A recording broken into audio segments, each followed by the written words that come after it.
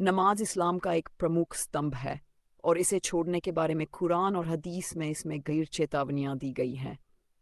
नमाज को जानबूझकर छोड़ना एक बड़ा गुनाह है और इसका परिणाम दुनिया और आखिरत में विनाशकारी हो सकता है।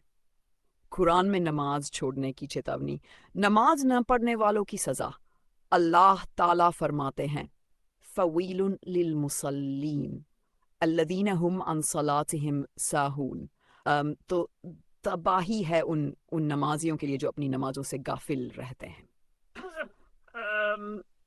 यह आयत उन लोगों के बारे में है जो नमाज को या तो छोड़ देते हैं या सही समय पर नहीं पढ़ते। तू जहन्नम में ले जाने वाला गुनाह। अल्लाह ने कुरान में जहन्नम वालों से पूछा, मा सलकुम फी सकर, तुम्हें साकरहम में किस चीज ने डाला? वे जवाब देंगे, कालू लम नकु मिनल मुसल्लीन, गे हम नमाज नहीं पढ़ा करते थे। कि वैसे हदीस में नमाज छोड़ने की सख्त वईद।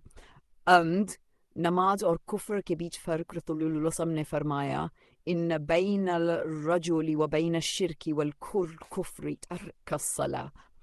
इंसान और शिर्क कुफ्र के बीच फ़र्क करने वाली चीज़ नमाज है।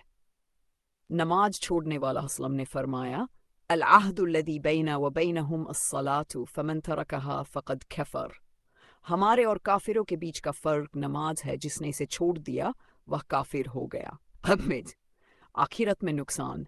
रसूलुल्लाह सल्लल्लाहु अलैहि वसल्लम ने फरमाया, मन तरका सलात अल असरी फ़क़द हबिता अमलु। असर की नमाज छोड़ दी, उसके सारे अमल बर्बाद हो गए।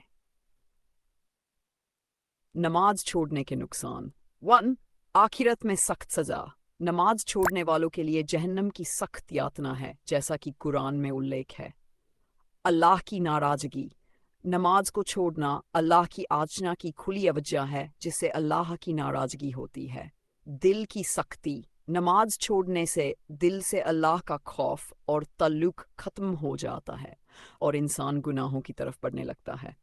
निष्कर्ष, नमाज को जानबूझकर छोड़ना एक गंभीर गुनाह है जो इंसान को कुफ्र के करीब ले जाता है।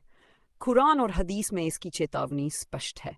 हर मुसलमान को चाहिए कि वह नमाज की पाबंदी करे और इसे सही समय पर पूरी खुशू खुजू के साथ अदा करे। नमाज केवल एक इबादत नहीं, बल्कि दुनिया और आखिरत दोनों में सफलता की कुंजी है।